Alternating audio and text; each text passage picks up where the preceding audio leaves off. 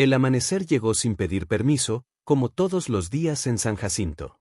El sol se levantó lento, pesado, tiñendo de naranja las casas de adobe y las calles de tierra donde el polvo nunca termina de asentarse. Era un pueblo pequeño, de esos donde todos se conocen, donde los secretos no duran y las deudas pesan más que los pecados. Allí, la vida no avanzaba, resistía. Mateo Rivas ya estaba despierto antes de que el gallo cantara. No porque quisiera, sino porque el sueño hacía tiempo que dejó de visitarlo completo. Dormía a ratos, con el cuerpo cansado y la mente despierta, contando problemas en lugar de ovejas. Sentado en el borde de la cama, se pasó la mano por el rostro áspero y suspiró hondo, como si el aire también costara. Tenía 38 años, pero el espejo le devolvía la imagen de un hombre mayor. Las arrugas no eran de risa, sino de preocupación. Sus ojos, oscuros y profundos, cargaban una mezcla peligrosa de resignación y rabia contenida. Mateo no era un mal hombre, nunca lo fue. Había trabajado desde joven, había cumplido, había confiado. Y, aún así, allí estaba, atrapado. Se levantó despacio para no despertar a Clara, su esposa, que dormía del lado abrazando la almohada como si fuera lo único firme en su mundo. Ella también estaba cansada, aunque nunca se quejara. Mateo la miró unos segundos más de lo necesario. En su pecho se mezclaron la culpa y el amor, dos emociones que últimamente caminaban juntas. La casa era humilde, pero limpia.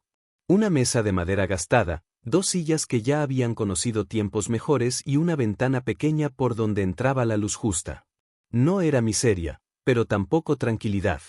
Y eso, para Mateo, era lo más duro, sentir que hacía todo lo posible y aún así nunca alcanzaba.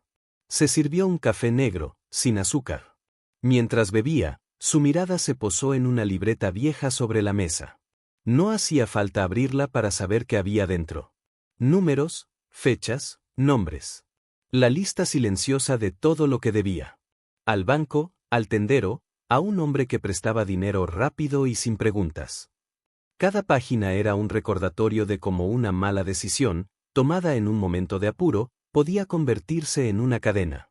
Mateo salió de la casa cuando el cielo apenas aclaraba.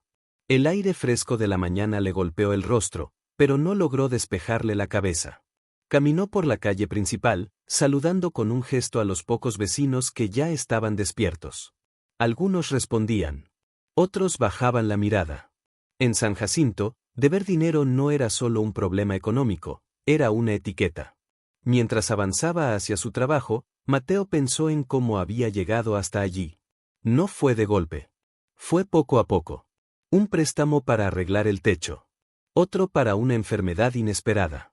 Otro más para cubrir el anterior. Siempre con la promesa de que, el próximo mes todo mejora. El próximo mes nunca llegaba. Al pasar frente a la tienda del pueblo, sintió un nudo en el estómago. La persiana aún estaba baja, pero sabía que más tarde tendría que entrar. Y sabía también lo que eso significaba, miradas, murmullos, la sonrisa falsa del que cobra. Mateo apretó los puños y siguió caminando. No se consideraba un cobarde. Pero estaba cansado de pelear batallas que siempre perdía. Al llegar al taller donde trabajaba, el ruido de las herramientas comenzó a llenar el aire. El olor a metal y aceite lo envolvió.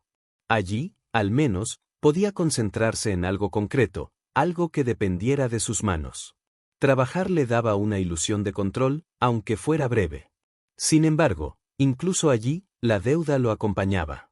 En cada pausa, en cada pensamiento que se colaba cuando bajaba la guardia. Mateo sentía que su vida se había reducido a cumplir horarios, cumplir pagos, cumplir promesas que ya no sabía si podría sostener. A media mañana, mientras ajustaba una pieza, una idea peligrosa cruzó su mente. No era nueva, pero ese día pesó más. ¿Y si seguía así para siempre? ¿Y si su historia ya estaba escrita? La sola posibilidad le apretó el pecho. Mateo respiró hondo y volvió a su trabajo, como si nada pasara. Nadie notó el temblor leve en sus manos. Nadie sabía que, por dentro, algo comenzaba a resquebrajarse. Porque a veces, el verdadero comienzo de una historia no es un gran evento, sino una pregunta silenciosa. Y Mateo Rivas acababa de hacerse una que cambiaría su destino, aunque todavía no se atreviera a decirla en voz alta. El sol del mediodía caía con una dureza distinta, más directa, más cruel. En San Jacinto, esa era la hora en que nadie podía esconderse. Las calles se llenaban de pasos, de voces, de vidas cruzándose sin pedir permiso. Y también era la hora en que las deudas caminaban a plena luz, sin pudor. Mateo salió del taller con las manos aún manchadas de grasa y el estómago vacío. No tenía opción, debía pasar por la tienda. Clara le había pedido solo lo justo, lo imprescindible. Arroz, pan y una vela. Cosas pequeñas que, en otro lugar, no significaban nada. En San Jacinto, significaban todo. Empujó la puerta de madera y la campanilla anunció su entrada. El sonido fue breve, pero a Mateo le pareció un golpe. Dentro, el aire era denso. Dos hombres conversaban junto al mostrador y una mujer revisaba frascos en silencio. Todos alzaron la vista al mismo tiempo. Detrás del mostrador estaba don Eusebio, el tendero. Un hombre de barriga prominente, bigote cuidado y sonrisa ensayada. Tenía el don de parecer amable mientras te recordaba, sin decirlo, que le debías la vida. Hombre, Mateo, dijo, alargando las palabras. Qué gusto verte. Mateo dejó las monedas sobre el mostrador, sin responder. Señaló los productos que necesitaba. Don Eusebio no se movió de inmediato. Tomó la libreta, esa libreta gruesa y gastada que guardaba los nombres del pueblo como si fueran condenas. Veamos, murmuró, pasando las hojas con lentitud. Aquí estás. Siempre puntual, aunque no siempre completo. Las voces en la tienda bajaron de volumen. Mateo sintió las miradas clavarse en su espalda. Hoy puedo pagar una parte, dijo, con la voz firme a pesar del nudo en la garganta. El resto, el viernes. Don Eusebio sonrió, pero no con los ojos. El viernes, repitió. Curioso. Todos prometen el viernes. Rió levemente, lo suficiente para que los demás escucharan. Mateo apretó los dientes. No por él, sino por Clara. Por la forma en que ella bajaba la mirada cuando escuchaba historias como esa. Mira, muchacho, continuó el tendero. Yo te fío porque te conozco. Porque sé que trabajas. Pero una deuda que se alarga, se vuelve costumbre. Y la costumbre no paga. En ese momento, la puerta se abrió con fuerza. El sonido cortó el ambiente como un cuchillo. Entró un hombre alto, de pasos seguros, vestido con ropa limpia y reloj brillante. No era del pueblo. Su presencia lo delataba. El silencio fue inmediato. ¿Aquí es la tienda de don Eusebio? Preguntó el hombre, con voz grave. A sus órdenes, respondió el tendero, enderezándose. ¿En qué puedo servirle? Busco a Mateo Rivas. El nombre cayó pesado. Mateo sintió que la sangre se le iba del rostro. Lentamente, se dio vuelta. Soy yo. El hombre lo observó de arriba abajo, sin disimulo. Vengo por la deuda, dijo. La grande. Un murmullo recorrió la tienda. Don Eusebio dio un paso atrás, incómodo. Aquella no era su deuda. Aquello era algo más serio. No es día de cobro, balbuceó Mateo. El acuerdo era. Los acuerdos cambian, lo interrumpió el hombre. Y más cuando se estiran demasiado. Se acercó un poco más, invadiendo su espacio. Esta tarde, añadió. En tu casa. Con lo que tengas. Dinero o algo que valga lo mismo. Luego se giró y salió, dejando la puerta abierta. La campanilla sonó de nuevo, esta vez como una burla. Mateo se quedó inmóvil. Nadie habló. Nadie lo defendió. Don Eusebio carraspeó y empujó los productos hacia él. Llévate esto, dijo, evitando mirarlo. Ya arreglarán. Mateo tomó la bolsa con manos temblorosas y salió a la calle. El sol seguía allí, implacable. Caminó sin rumbo unos metros hasta que el peso de la situación le cayó encima. Esa deuda no era solo dinero. Era amenaza. Era miedo. Esa noche, al llegar a casa, encontró a Clara sentada en la mesa, con una carta en la mano. No era del banco. No era del taller. Vino alguien cuando no estabas, dijo ella, con la voz baja. Dejó esto. Mateo abrió el sobre. Dentro había una oferta de trabajo. En otro pueblo. Bien pagada. Demasiado buena para ser verdad. Levantó la vista hacia Clara. En sus ojos no había esperanza. Había duda. Y por primera vez, Mateo entendió que el peligro no era solo la deuda que lo perseguía, sino la salida que comenzaba a abrirse frente a él. La noche cayó sobre San Jacinto con una lentitud espesa, como si el cielo dudara antes de apagar la luz. Las sombras se alargaron en las calles de tierra y el murmullo del pueblo fue apagándose hasta quedar reducido a puertas que se cerraban y perros que ladraban a lo lejos. En la casa de Mateo, sin embargo, el silencio no traía descanso. Traía preguntas. La carta seguía sobre la mesa, abierta, como una herida que nadie se atrevía a tocar.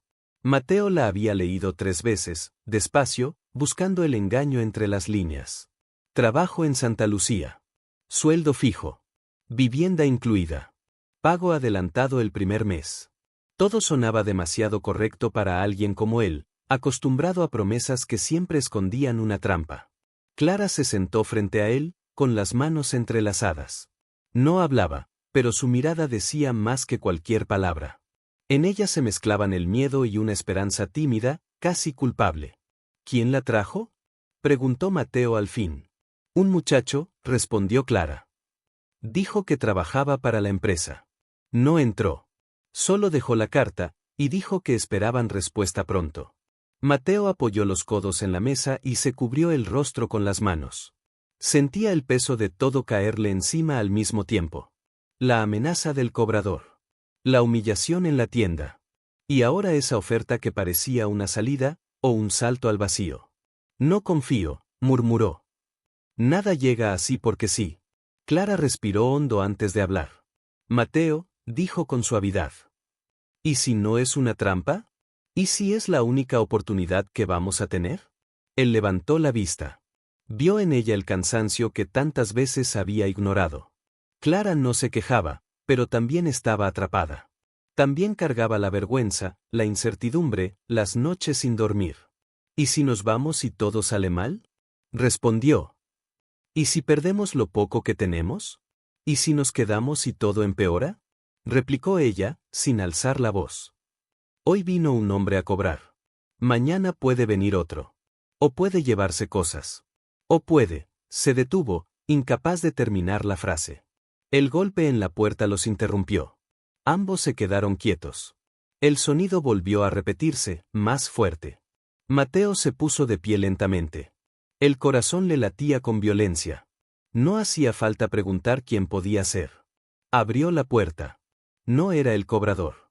Frente a él estaba don Julián, el dueño del taller donde trabajaba. Un hombre mayor, de rostro duro y ojos cansados. No solía visitar a nadie fuera del trabajo. ¿Puedo pasar?, preguntó. Mateo asintió, sorprendido. Don Julián entró, miró alrededor sin disimulo y luego fue directo al punto. Me enteré de lo que pasó hoy, dijo. En la tienda. Mateo bajó la mirada. También me enteré de que te ofrecieron trabajo fuera, continuó. Santa Lucía. Mateo levantó la cabeza, alarmado. ¿Cómo sabe eso?, don Julián suspiró. Porque no eres el primero, dijo. Hace meses que andan reclutando gente del pueblo. Siempre a los más apretados. A los que deben. El aire se volvió pesado. ¿Y?, preguntó Mateo. ¿Es mentira? No exactamente, respondió. El trabajo existe. Pagan bien, al principio. Pero el lugar no es lo que dicen. Jornadas largas. Descuentos por todo. Te endeudan allá, igual que aquí. Y cuando quieres irte, ya les debes. Clara se llevó una mano a la boca. Entonces es una trampa, susurró. Es un cambio de jaula, corrigió don Julián. Más grande, quizá. Pero jaula al fin. El silencio se apoderó de la habitación. Mateo sintió una rabia lenta subirle por el pecho. Rabia contra el pueblo, contra las deudas, contra un sistema que siempre encontraba la forma de apretarlo más. ¿Por qué me dice esto?, preguntó. Podría dejar que me vaya y ya. Don Julián lo miró fijo. Porque mañana voy a cerrar el taller. La frase cayó como un golpe seco. ¿Qué? Mateo abrió los ojos. ¿Cómo que cerrar? No me alcanzó, respondió el hombre. Impuestos, deudas, encargos que no pagaron. Aguanté lo que pude. Pero hasta aquí llegué. Mateo sintió que el piso se le movía. Su trabajo, lo único estable que tenía, desaparecía. ¿Y por qué?, añadió don Julián, antes de irme, quiero hacer algo distinto. Metió la mano en el bolsillo y sacó un sobre. Lo dejó sobre la mesa, junto a la carta de Santa Lucía. No es caridad, dijo. Es una propuesta. Mateo lo miró sin entender. Tengo un terreno viejo, fuera del pueblo, continuó. Nadie lo quiere. Dicen que no sirve. Pero yo sé que algo se puede hacer ahí. No tengo fuerzas para empezar de nuevo. Tú sí. Mateo abrió el sobre. Dentro había papeles, simples, sin adornos. Una sociedad. Trabajo compartido. Riesgo compartido. No te prometo nada seguro, concluyó don Julián. Solo la posibilidad de no deberle la vida a nadie más. Cuando el hombre se fue, la casa volvió a quedar en silencio. 2 cartas sobre la mesa. 2 caminos. Uno parecía fácil y peligroso. El otro, incierto y duro. Mateo cerró los ojos. Por primera vez, no se trataba de pagar una deuda. Se trataba de elegir qué tipo de hombre quería seguir siendo. La madrugada llegó sin consuelo. Mateo no durmió. Permaneció sentado a la mesa, con los 2 sobres frente a él, como si fueran jueces mudos. Afuera, el viento arrastraba polvo contra las paredes y, a lo lejos, algún gallo se equivocó de hora. San Jacinto parecía contener el aliento. Clara se levantó antes del amanecer. Preparó café en silencio. Cuando lo dejó frente a Mateo, sus manos se rozaron apenas. Fue un gesto pequeño, pero cargado de una confianza que dolía. Decidas lo que decidas, dijo ella, no quiero que lo hagas solo por miedo. Mateo asintió. Sabía que el miedo había gobernado demasiadas decisiones. Guardó los papeles de don Julián en una carpeta y dobló la carta de Santa Lucía con cuidado excesivo. No rompió nada. No eligió todavía. Salió de la casa con la promesa de volver con una respuesta, aunque no sabía para quién. Caminó hacia el terreno que don Julián había mencionado. Estaba al borde del pueblo, más allá de los cultivos cansados. Una extensión irregular, cercada por alambres oxidados, con una construcción a medio caer. Nadie la miraba 2 veces. Mateo sí. Pisó el suelo duro, levantó una piedra, examinó la tierra. No era fértil, pero tampoco muerta. Imaginó un pequeño taller, algo propio, aunque el pensamiento le pareció una osadía. Soñar también tenía costo. El sonido de un motor lo sacó de sus pensamientos. Un automóvil oscuro se detuvo a pocos metros. De él bajó el hombre del reloj brillante. El cobrador. Sonreía sin alegría. Bonito lugar, dijo. Tranquilo. Mateo no respondió. Vine a ayudarte a decidir, continuó. Hoy no es una visita de cortesía. Caminó alrededor, midiendo el espacio con la mirada. Te doy una opción, dijo al fin. O pagas hoy, o me firmas esto. Sacó un documento del portafolios. Mateo lo tomó. Era una cesión, el terreno, a su nombre, como garantía. La letra pequeña mordía. No es mío, dijo Mateo. Es de don Julián. El hombre se encogió de hombros. Entonces consíguelo, respondió. O mañana empiezo a cobrar de otra forma. El mensaje no necesitaba traducción. Mateo regresó al pueblo con el pecho apretado. Buscó a don Julián y lo encontró cerrando el taller, acomodando herramientas como quien ordena recuerdos. No firmes nada, dijo el viejo antes de que Mateo hablara. Ese terreno, ya lo quieren. Mateo se quedó helado. ¿Quiénes? Los mismos que prestan, respondió. Compran barato lo que el miedo entrega. Don Julián respiró hondo y tomó una decisión que parecía aguardarlo desde hacía tiempo. Hay algo que no te dije, confesó. Ese terreno tiene un pozo antiguo. No está registrado. Nadie lo sabe, salvo yo. Mateo abrió los ojos. Agua, continuó don Julián. En esta zona, eso lo cambia todo. Por eso quieren el terreno. Por eso te ofrecieron sociedad. No era para ayudarte. Era para acercarse. El giro cayó pesado. Todo encajaba con una claridad dolorosa. Entonces, Mateo tragó saliva. ¿Qué hago? Don Julián lo miró con una mezcla de orgullo y urgencia. El silencio tiene precio, dijo. Si cedes, te aplastan. Si hablas, te persiguen. Pero hay una tercera cosa, adelantarse. Esa tarde, Mateo volvió a casa y le contó todo a Clara. Ella escuchó sin interrumpir, con una serenidad que lo sostuvo. Si el agua existe, dijo ella, no estamos solos. Hay leyes. Hay gente. Y hay represalias, respondió él. El golpe en la puerta volvió a sonar. Esta vez, no fue uno solo. Fueron dos. Insistentes. Mateo abrió. El cobrador no estaba. En su lugar, dos policías locales, incómodos, evitando mirarlo a los ojos. Mateo Rivas, dijo uno. Tiene que acompañarnos. ¿Por qué? Una denuncia, respondió. Por daños y amenazas. Mateo entendió de inmediato. El silencio tenía precio, sí. Y hablar, también. Mientras se lo llevaban, Clara salió a la puerta. No lloró. Le sostuvo la mirada. No firmes, le dijo. Pase lo que pase. Mateo asintió. Esa noche, en una celda estrecha y fría, comprendió que el punto crucial ya había sido cruzado. La deuda había dejado de ser dinero. Ahora era poder. Y alguien había decidido cobrarlo. La celda olía a humedad y a metal viejo. Las paredes, marcadas por nombres y fechas, parecían contar historias que nadie quiso escuchar. Mateo se sentó en el banco de cemento con la espalda recta, tratando de mantener la calma. Sabía que no lo habían llevado allí por casualidad. En San Jacinto, las cosas no sucedían porque sí. El paso de los minutos se volvió lento, casi cruel.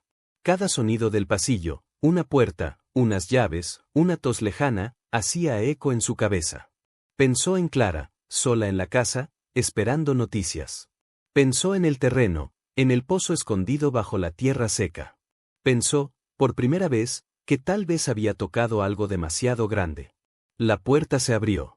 No fue un policía quien entró, sino el hombre del reloj brillante.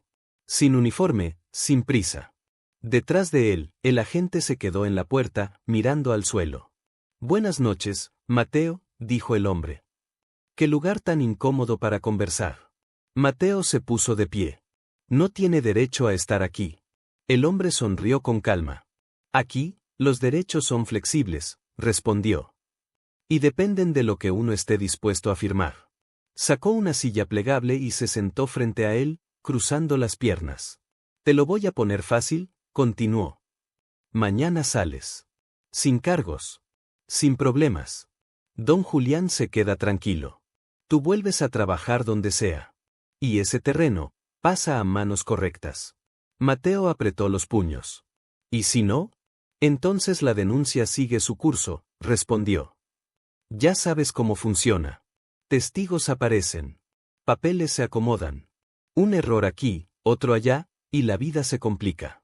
El silencio se hizo pesado. ¿Por qué tanto interés? Preguntó Mateo. ¿Qué hay realmente ahí? El hombre lo miró con atención. Por un segundo, la máscara se resquebrajó. Oportunidad, dijo al fin. Agua es poder. Y el poder no se comparte con quien no entiende las reglas. Se levantó, dio unos pasos hacia la puerta y se detuvo. Tienes hasta mañana al mediodía, añadió. Después, ya no dependerá de mí. Cuando se fue, la celda quedó más fría. Horas después, cuando el cansancio ya era insoportable, la puerta volvió a abrirse. Esta vez fue una mujer quien entró. Joven, de cabello recogido y mirada firme. Llevaba una carpeta bajo el brazo. Mateo Rivas, dijo. Soy Lucía Herrera. Abogada. Mateo frunció el ceño. No pedí un abogado. Lo sé, respondió. Yo pedí verte a ti. Se sentó frente a él sin pedir permiso. Trabajo con una organización que investiga abusos de prestamistas ilegales en la zona, explicó. Tu nombre apareció varias veces. Mateo sintió un vuelco en el estómago. ¿Por qué ahora? Lucía abrió la carpeta y le mostró fotos del terreno, mapas antiguos, documentos. Porque ese pozo no es solo agua, dijo. Está conectado a un acuífero regional. Si se confirma, el terreno pasa a ser estratégico. Y quienes te presionan lo saben. Mateo respiró hondo. Si firmo, todo termina.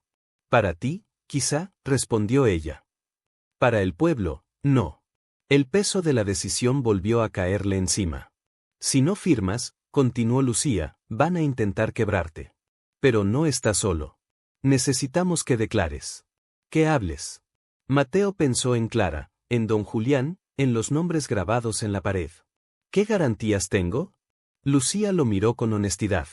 Ninguna absoluta, dijo. Solo la posibilidad de cambiar algo. El giro llegó con el amanecer.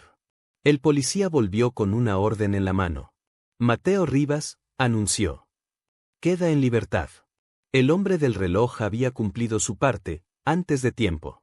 Mateo salió al aire libre con el corazón acelerado. En la puerta, Clara lo esperaba. También don Julián. Y Lucía, a un lado, observando. El cobrador no estaba. Lucía se acercó y habló en voz baja. Eso significa una cosa, dijo. Se están moviendo rápido. Mateo miró el cielo claro, el pueblo despertando como si nada pasara. Había salido de la celda. Pero la verdadera prisión acababa de abrir sus puertas. San Jacinto despertó con un rumor distinto. No era el canto de los gallos ni el rechinar de las puertas al abrirse. Era un murmullo bajo, inquieto, que corría de casa en casa como una noticia mal guardada. La gente sabía que algo había pasado con Mateo Rivas. Y cuando un hombre endeudado sale libre de una celda sin explicación, el pueblo presta atención. Mateo caminó por la calle principal con Clara a su lado. Sentía las miradas clavarse en su espalda, algunas curiosas, otras desconfiadas. Don Julián lo seguía a unos pasos, con el rostro serio. Nadie hablaba, pero todos escuchaban. No podemos esperar, dijo Lucía, alcanzándolos. Si se están moviendo, lo harán hoy. ¿Hacer qué? Preguntó Mateo. Cerrar bocas, respondió ella. O comprarlas. Se detuvieron frente al terreno. El sol de la mañana iluminaba la cerca oxidada y la construcción vieja. Parecía el mismo lugar olvidado de siempre, pero Mateo ya no podía verlo igual. Debajo de esa tierra había agua. Poder. Y peligro. Lucía desplegó unos papeles sobre el capó de una camioneta vieja. Si iniciamos el proceso legal ahora, explicó, el terreno queda bajo observación. No pueden tocarlo sin consecuencias. ¿Y el pueblo? Preguntó Clara. ¿Qué pasa con ellos? Lucía dudó un segundo. El pueblo es clave, dijo. Si hablan, si respaldan, esto deja de ser un caso aislado. Mateo tragó saliva. Hablar en San Jacinto era traicionar silencios antiguos. Antes de que pudiera responder, un grupo de hombres apareció al final de la calle. No eran policías. Eran conocidos. Vecinos. Gente que debía dinero. Gente que había firmado papeles sin leer. Entre ellos, avanzando con seguridad, estaba don Eusebio. Así que era verdad, dijo, deteniéndose frente a Mateo. Siempre supe que algo escondías. Usted también, respondió Mateo. Y lo supo antes que nadie. Don Eusebio sonrió, pero esta vez había nervios en sus ojos. No te equivoques, dijo. Yo solo vendo. No mando. Pero cobras, intervino Lucía. Y amenazas. El tendero la miró con desprecio. Usted no es de aquí. No, respondió ella. Pero la ley sí. Un murmullo recorrió al grupo. Algunos bajaron la mirada. Otros apretaron los labios. Mateo dio un paso al frente. El corazón le golpeaba fuerte, pero la voz le salió clara. No voy a firmar nada, dijo. Ni hoy ni nunca.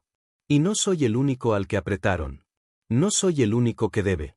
El silencio fue espeso. ¿Y qué propones? Preguntó alguien desde atrás. Mateo miró alrededor. Vio miedo. Vio cansancio. Vio su propio reflejo en muchos rostros. ¿Qué dejemos de callar? Respondió. Que contemos cómo nos hicieron firmar, cómo nos hubieron intereses, cómo nos amenazaron. Don Eusebio dio un paso atrás. Ten cuidado, Mateo, advirtió. Hay cosas que no se perdonan. El giro llegó sin aviso. Una camioneta blanca se detuvo bruscamente. De ella bajaron 2 hombres con cámaras. Periodistas. El logo de un canal regional brilló bajo el sol. Lucía sonrió apenas. Hicimos una llamada esta mañana, dijo en voz baja.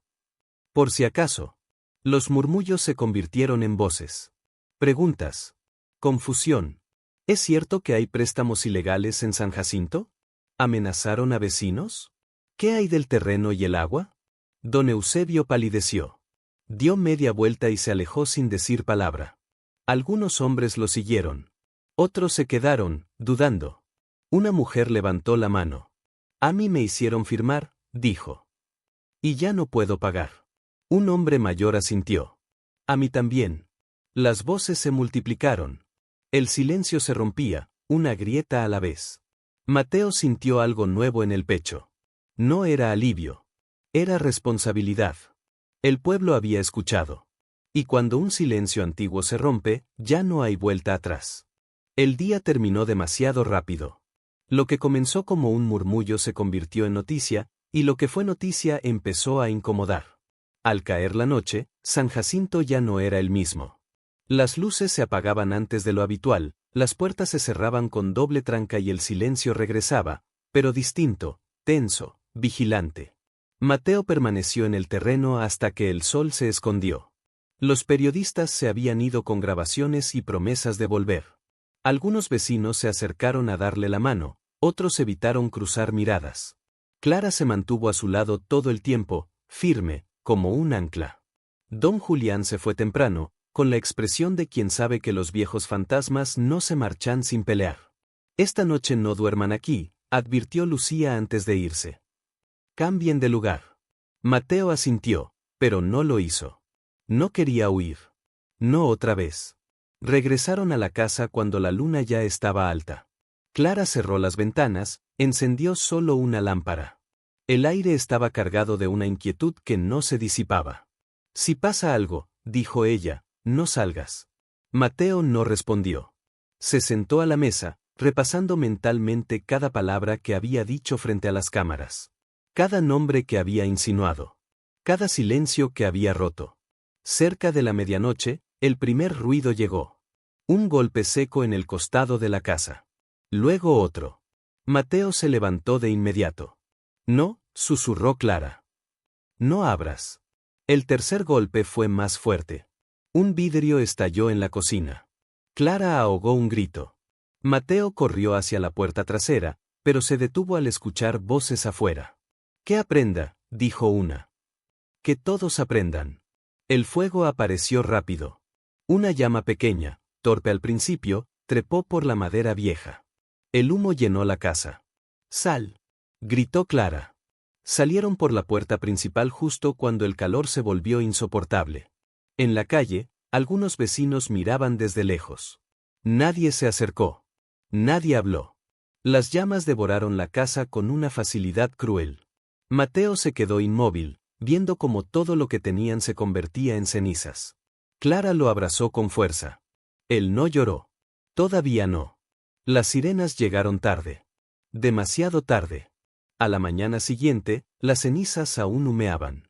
Un policía tomó nota sin levantar la vista. No hay testigos, dijo.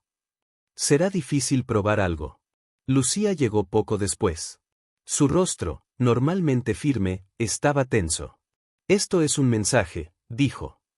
Y no será el último. Mateo miró los restos de su casa. Algo se endureció dentro de él. Entonces no podemos parar, respondió. Ahora menos. El giro inesperado llegó al mediodía. Un hombre apareció entre la gente. No era del pueblo. Traje sencillo, mirada cansada. Busco a Mateo Rivas, dijo. Soy yo. El hombre le tendió una credencial. Fiscalía Provincial, anunció. Tenemos una investigación abierta. Y necesitamos protección para usted y su esposa. Mateo cerró los ojos un segundo. Al abrirlos, el miedo seguía allí. Pero ya no estaba solo. La noche había cobrado su precio. Pero también había dejado algo claro. El fuego no siempre destruye. A veces, ilumina. El amanecer encontró a Mateo y a Clara sentados en el borde de la acera, frente a lo que quedaba de su casa. Un cordón improvisado de cinta amarilla rodeaba las cenizas, como si eso bastara para contener la pérdida. El olor a humo se había pegado a la ropa, a la piel, a la memoria. San Jacinto despertaba alrededor, pero ya no los incluía del todo. El hombre de la fiscalía regresó con un vehículo discreto, sin sirenas.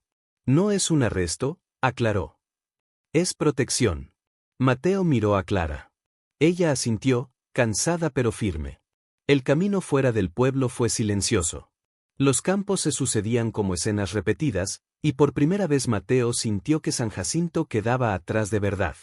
No como una huida, sino como una herida abierta. Los alojaron en una casa sencilla, a las afueras de la ciudad vecina. 2 habitaciones, vigilancia discreta, reglas claras. No visitas. No llamadas innecesarias. Esperar. ¿Esperar qué? Preguntó Mateo. Que se equivoquen, respondió el fiscal. Siempre lo hacen. Lucía apareció esa misma tarde. Traía ojeras y una carpeta más gruesa. El incendio aceleró todo, dijo. Tenemos declaraciones. Transferencias. Y algo más. Abrió la carpeta y mostró un documento antiguo. El pozo, explicó. Está registrado, pero no a nombre de don Julián. Mateo frunció el ceño. ¿Entonces? Entonces alguien borró ese registro hace años, respondió. Y ese alguien tenía poder. La pieza que faltaba comenzaba a tomar forma. ¿Don Eusebio? Preguntó Clara. Lucía negó. Más arriba. Esa noche, Mateo no pudo dormir. Caminó por el pequeño patio, contando pasos. Pensó en don Julián, solo en el pueblo. Pensó en los vecinos que habían hablado y en los que no. Pensó en el fuego, y en cómo había sentido rabia, pero también claridad.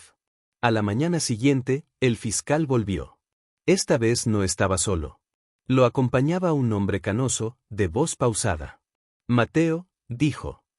Necesitamos que reconozcas a alguien. Le mostraron una foto. Mateo sintió un golpe en el pecho. Era el hombre del reloj brillante. Pero no con ese nombre. Se llama Víctor Salazar, explicó el fiscal. Empresario. Donante de campañas. Respetado. Mateo apretó la mandíbula. Él vino a cobrar, dijo. A amenazar. Lo sabemos, respondió el fiscal. Pero necesitamos algo más que tu palabra. El giro llegó esa misma tarde. Un mensaje llegó al teléfono de Lucía. Pálida, levantó la vista. Don Julián, dijo. Desapareció. El aire se volvió pesado. ¿Cómo que desapareció? Preguntó Mateo. El taller está cerrado. La casa, vacía. Nadie lo vio salir. Mateo sintió un frío recorrerle la espalda. Don Julián sabía demasiado. Había sido el primero en hablar. ¿Quieren borrar pruebas?, dijo. Y personas. El fiscal asintió. Por eso necesitamos adelantarnos, dijo. Y tú eres la pieza que no esperaban. Esa noche, Mateo tomó una decisión que sellaría su destino. Hablaré, dijo. Todo. En público. Con nombres. Clara lo miró con miedo y orgullo. La protección ya no era suficiente. La verdad estaba a punto de salir. Y alguien haría lo imposible por detenerla. La sala de audiencias no tenía nada de solemne para Mateo. No había mármol ni grandes vitrales, solo paredes claras, bancos de madera y un aire denso, cargado de expectativas. Aún así, le pesaba más que cualquier catedral. Allí no se rezaba, se hablaba. Y hablar, en ese momento, era el acto más peligroso de su vida. Mateo se sentó junto a Lucía. Clara estaba detrás, apretándole el hombro con una fuerza silenciosa. El fiscal revisaba documentos con gesto concentrado. Afuera, se escuchaba el murmullo de periodistas y curiosos. La noticia había corrido rápido, un testigo clave iba a declarar. Recuerda, susurró Lucía. Solo la verdad. Tal como fue. Mateo asintió. No tenía otra cosa que ofrecer. Cuando lo llamaron, se puso de pie. Las piernas le temblaron apenas, pero caminó hasta el frente. Juró decir la verdad con una voz que no parecía suya. Alzó la vista y vio, al fondo de la sala, una figura conocida. Víctor Salazar. No llevaba el reloj brillante, Vestía traje oscuro, rostro sereno, como si nada de aquello tuviera que ver con él. Sonrió apenas, un gesto mínimo, seguro. Mateo sintió el viejo miedo intentar volver. Lo dejó pasar. Diga su nombre y ocupación, ordenó el juez. Mateo Rivas, respondió. Mecánico. Vecino de San Jacinto. Las preguntas comenzaron suaves. Su trabajo, las deudas, el terreno. Luego se volvieron precisas, filosas. Mateo habló de las amenazas, de la sesión forzada, del incendio. Cada palabra caía pesada en la sala. ¿Reconoce usted a la persona que lo intimidó?, preguntó el fiscal. Mateo miró a Víctor Salazar. Esta vez no bajó la mirada. Sí, dijo. Es él. Un murmullo recorrió la sala. Salazar se acomodó en su asiento, sin perder la calma. ¿Está seguro?, insistió el juez. Nunca estuve más seguro, respondió Mateo. Porque no solo me amenazó a mí. Compró silencios. Quemó casas. Desapareció gente. Salazar se levantó de golpe. Eso es una mentira, exclamó. Este hombre busca fama. Está manipulado. El juez ordenó silencio. Lucía se inclinó hacia Mateo. Ahora, susurró. Mateo sacó un papel del bolsillo. Un papel que había guardado como último recurso. Antes de desaparecer, dijo, don Julián me entregó esto. Era una copia de un antiguo registro del pozo. Firmas. Sellos. Un nombre repetido varias veces, Víctor Salazar. La expresión del hombre cambió por primera vez. Ese documento fue anulado, dijo. No tiene validez. Fue borrado, corrigió Mateo. Como tantas otras cosas. El fiscal pidió un receso. El juez asintió. En el pasillo, el ambiente era eléctrico. Los periodistas hablaban todos a la vez. Clara abrazó a Mateo con fuerza. Pase lo que pase, dijo, hiciste lo correcto. El giro llegó minutos después. Lucía volvió corriendo, pálida. Encontraron a don Julián, dijo. Vivo.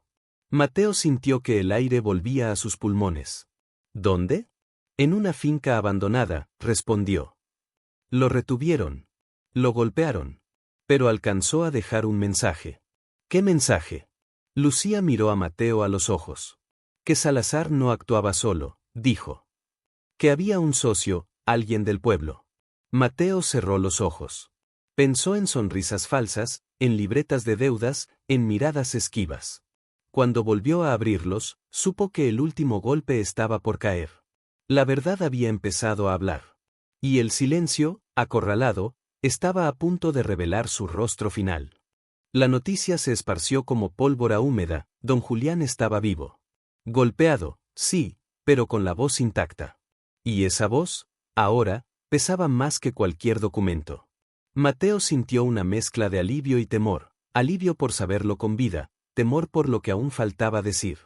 La audiencia se reanudó al caer la tarde. El juez regresó con el gesto endurecido.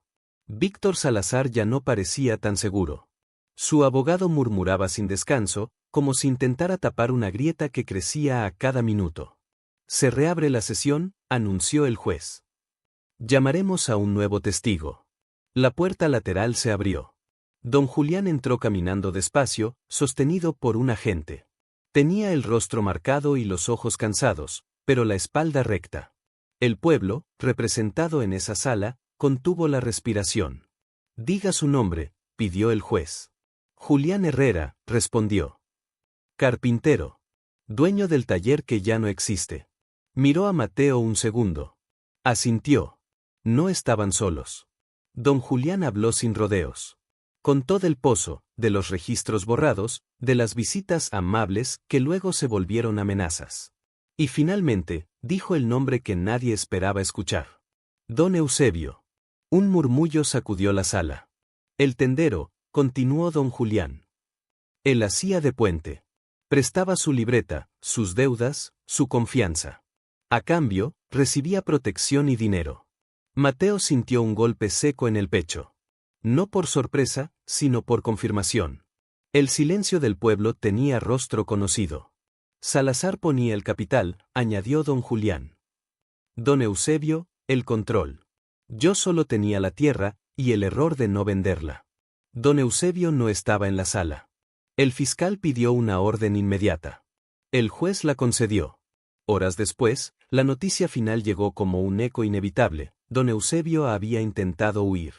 Lo detuvieron en la carretera, con documentos falsos y efectivos sin declarar.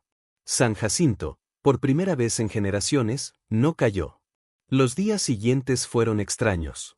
Mateo y Clara declararon una y otra vez. El proceso sería largo. Las condenas, inciertas. Pero algo ya no podía volver atrás. Una mañana, regresaron al terreno. La cerca oxidada seguía allí, la construcción caída también. Pero la tierra parecía distinta. No porque hubiera cambiado, sino porque ahora tenía nombre. No tenemos casa, dijo Clara. No tenemos nada seguro. Mateo tomó su mano. Tenemos algo mejor, respondió. Ya no debemos silencio. Lucía llegó con una carpeta más liviana. El terreno queda protegido, dijo. Pase lo que pase con el juicio, no podrán tocarlo. Mateo miró el suelo, imaginando agua brotando donde antes solo había polvo. Semanas después, San Jacinto comenzó a moverse. No rápido. No fácil. Pero se movía. Vecinos se organizaban. Deudas se revisaban. Miedos se decían en voz alta. La última escena no fue un triunfo ruidoso. Fue Mateo clavando un nuevo poste en el terreno, con las manos cansadas y la espalda dolorida. Clara acercándole agua. Don Julián, aún débil, observando en silencio. El sol caía lento, como aquel primer día. La deuda no había desaparecido del mundo. Pero en ese rincón olvidado, había perdido su arma más fuerte. Y a veces, eso es suficiente para empezar de nuevo.